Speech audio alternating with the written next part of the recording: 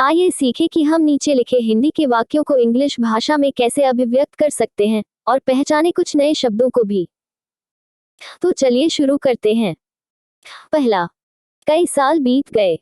Many years passed. Honest अब अधेड़ उम्र का आदमी था। Ernest was now a man of middle age. अपने पड़ोसियों के लिए, जिन्हें कभी भी यह संदेह नहीं था कि वह एक साधारण और परिचित चेहरे से ज्यादा कुछ है, वह केवल एक विनम्र और मेहनती, हालांकि विचारशील व्यक्ति थे। To his neighbors, who never suspected that he was anything more than an ordinary and familiar face, he was only a humble and hardworking, though thoughtful, person. लेकिन पुरानी भविष्यवाणी का क्या? But what about the old prophecy? क्या यह कभी पूरा हुआ? Was it ever fulfilled? आइए पढ़ते हैं और पता लगाते हैं। Let us read and find out. साल बीतते गए और अनेस्ट के सिर पर सफेद बाल आ गए और उसके माथे पर झुर्रियां पड़ गईं और उसके गालों पर झुर्रियां पड़ गईं। The years hurried on, and brought white hairs upon the head of Ernest, and made wrinkles across his forehead and furrows in his cheeks. वो एक बूढ़ा आदमी था। He was an old man. लेकिन उसका बूढ़ा होना व्यर्थ नहीं था। उसके सिर पर सफेद बालों की तुलना में कई गुना अधिक उसके मन में बुद्धिमान विचार थे। But not in vain had he grown old. More numerous than the white hairs on his head were the wise thoughts in his mind. और अनेस्ट अस्पष्ट होना बंद हो गया था। And Ernest had ceased to be obscure. अनचाहा, अवांछित, वह प्रसिद्धि आ गई थी जिसे बहुत से लोग चाहते हैं। Unsought for, undesired, had come the fame which so many seek. वह घाटी की सीमा से परे प्रसिद्ध हो गया था। He had become famous beyond the limits of the valley. College के प्राध्यापक और यहाँ तक शहरों के सक्रिय पुरुष अनेस्ट को देखने और बातचीत करने के लिए दूर दूर से आए थे, और उन्होंने उन्हें सौम्य ईमानदारी के साथ प्राप्त किया और उनके साथ खुलकर बात की जो कुछ भी सबसे ऊपर आया या जो उनके दिल में या उनके दिल में था। College professors, and even the active men of cities, came from far to see and converse with Ernest, and he received them with gentle sincerity, and spoke freely with them of whatever came uppermost, or lay deepest in his heart or their own. जब वे आपस में बात कर रहे होते थे, तो उसका चेहरा चमक उठता था, अनजाने में, और उन पर चमक उठता था, जैसे कि शाम की हल्की रोशनी हो। While they talked together, his face would brighten, unawares, and shine upon them, as with a mild evening light. जबकि अनेस्ट बूढ़ा हो रहा था, भगवान ने इस धरती पर एक नया कवि प्रदान किया था। While Ernest had been growing old, God had granted a new poet to this earth. वह भी घाटी के मूल निवासी थे, लेकिन उन्होंने अपने जीवन का बड़ा हिस्सा दूर के शहरों में हर जगह अपना मधुर संगीत बिखेरते हुए बिताया था। He, too, was a native of the valley, but had spent the greater part of his life in distant cities, pouring out his sweet music everywhere. नहीं ग्रेट स्टोन फेस को भुलाया गया, क्योंकि कवि ने इसे एक कविता में मनाया था। Neither was the great stone face forgotten, for the poet had celebrated it in a poem. इस कवि के गीत अनेस्ट तक पहुंचे। The songs of this poet found their way to Ernest. अपनी कुटिया के दरवाजे के सामने वाली बेंच पर बैठकर अपनी प्रथागत मेहनत के बाद उसने उन्हें पढ़ा। He read them after his customary toil, seated on the bench before his cottage door. जैसे ही उसने पढ़ा उसने अपनी आंखें पहाड़ की ओर उठाई। As he read he lifted his eyes to the mountain. O great stone face, उन्होंने कहा, क्या यह आदमी आपकी समानता के योग्य नहीं है? O great stone face, he said, is not this man worthy to be your likeness? चेहरा मुस्कुराने लगा, लेकिन जवाब नहीं दिया। The face seemed to smile, but did not answer. अब हुआ यह था कि कवि, यद्यपि वह बहुत दूर रहता था, उसने न केवल अनेस्ट के बारे में सुना था बल्कि उसके चरित्र के बारे में बहुत सोचा था और उस व्यक्ति से मिलना चाहता था जिसकी बुद्धि उसके जीवन की महान सादगी के साथ साथ चलती थी। Now it happened that the poet, though he lived so far away, had not only heard of Ernest but had thought much about his character and wished to meet this man whose wisdom walked hand in hand with the noble simplicity of his life. एक गर्मी के दिन, इसलिए वह Ernest के दरवाजे पर पहुंचे, जहां उन्होंने अच्छे बूढ़े व्यक्ति को अपने हाथ में एक किताब पकड़े हुए पाया, जिसे उन्होंने पढ़ा और फिर पत्तियों के बीच एक उंगली से ग्रेट स्टोन फेस को प्यार से देखा।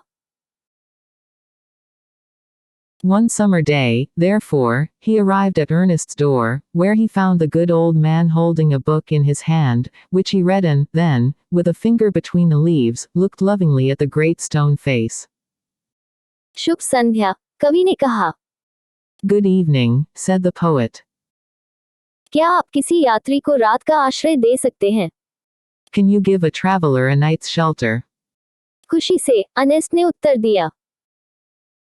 और फिर उसने मुस्कुराते हुए जोड़ा, मुझे लगता है कि मैंने कभी भी महान पत्थर के चेहरे को किसी अजनबी की तरह सत्कार करते हुए नहीं देखा। Gladly, answered Ernest. And then he added, smiling, I think I never saw the great stone face look so hospitably at a stranger. कवि उसके पास बैठ गया, और वह और अर्नेस्ट आपस में बातें करने लगे। The poet sat down beside him, and he and Ernest talked together. इससे पहले कवि ने अर्नेस्ट जैसे बुद्धिमान, सौम्य और दयालु व्यक्ति से कभी बात नहीं की थी। Never before had the poet talked with a man like Ernest, so wise, and gentle, and kind. दूसरी ओर अर्नेस्ट कवि के दिमाग से निकली सजीव छवियों से प्रभावित हुए। Ernest, on the other hand, was moved by the living images flung out of the poet's mind.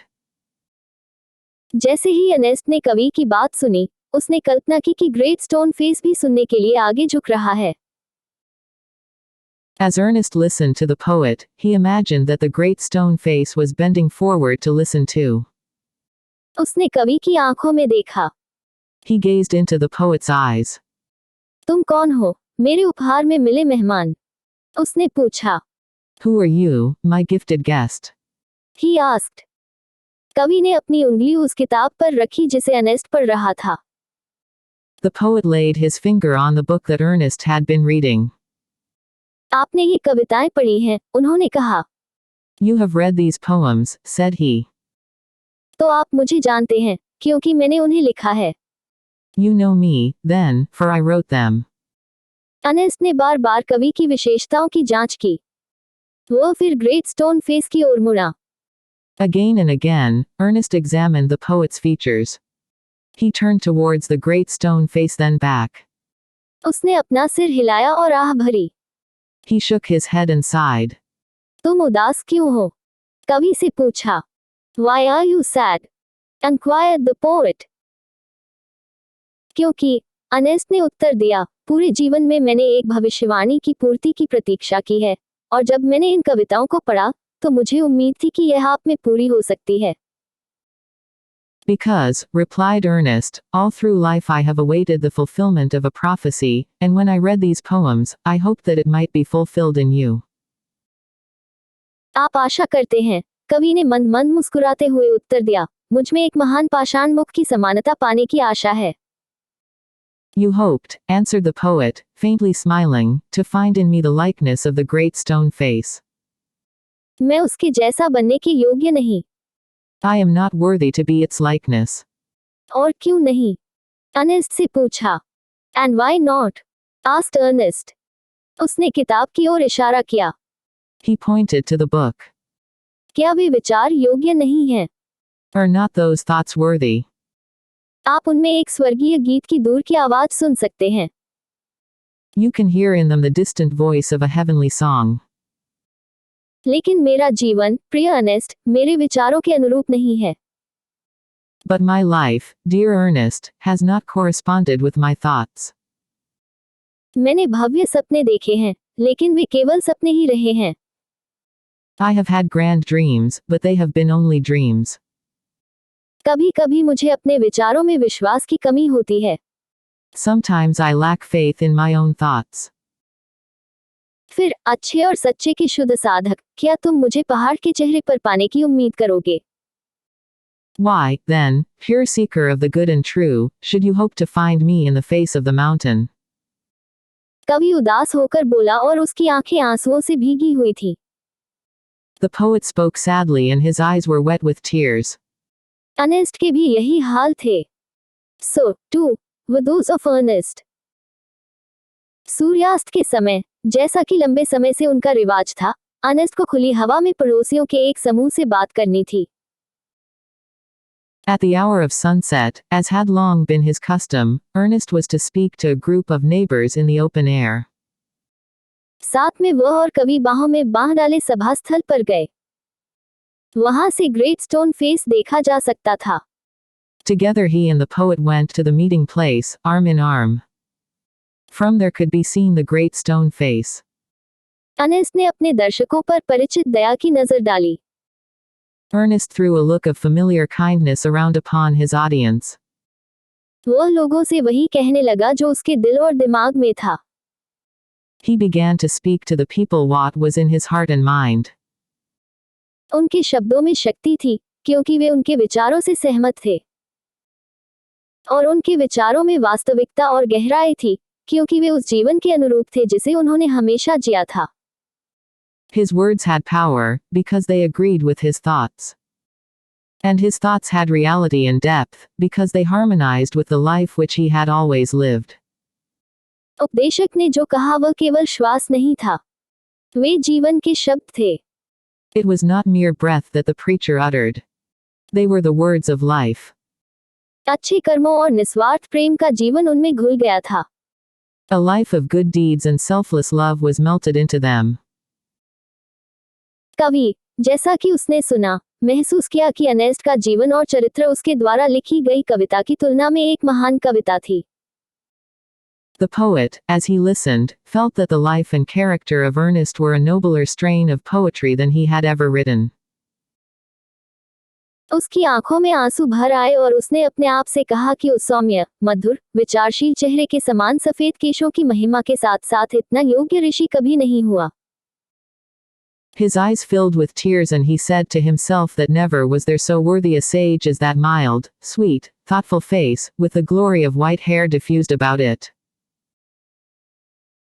कुछ दूरी पर, लेकिन स्पष्ट रूप से देखा जा सकता है, डूबते सूरज की सुनहरी रोशनी में ऊपर, ग्रेट स्टोन फेस दिखाई दिया, जिसके चारों ओर सफेद धुंध थी, जैसे अर्नेस्ट के माथे के चारों ओर सफेद बाल. At a distance, but clearly to be seen, high up in the golden light of the setting sun, appeared the great stone face, with white mists around it, like the white hairs around the brow of Ernest. उस क्षण, Ernest के चेहरे पर अभिव्यक्ति इतनी भव्य हो गई कि कवि अपनी बाहों को ऊपर फेंकने और चिल्लाने के लिए प्रेरित हो गया. At that moment, Ernest's face took on an expression so grand that the poet was moved to throw his arms up and shout. देखो, निहारना. अर्नेस्ट स्वयं ही महान पाषाण मुख की समानता है. Behold, behold. Ernest is himself the likeness of the great stone face. तब सभी लोगों ने देखा और देखा कि कवि ने जो कहा वह सच था. Then all the people looked, and saw that what the poet said was true. भविष्यवाणी पूरी हुई. The prophecy was fulfilled. लेकिन अर्नेस्ट ने जो कुछ कहना था उसे पूरा कर लिया. कवि की बांह पकड़ ली, और धीरे धीरे घर की ओर चल पड़ा, अभी भी उम्मीद कर रहा था कि कोई समझदार और बेहतर आदमी खुद से और महान पत्थर के चेहरे से मिलता जुलता दिखाई देगा.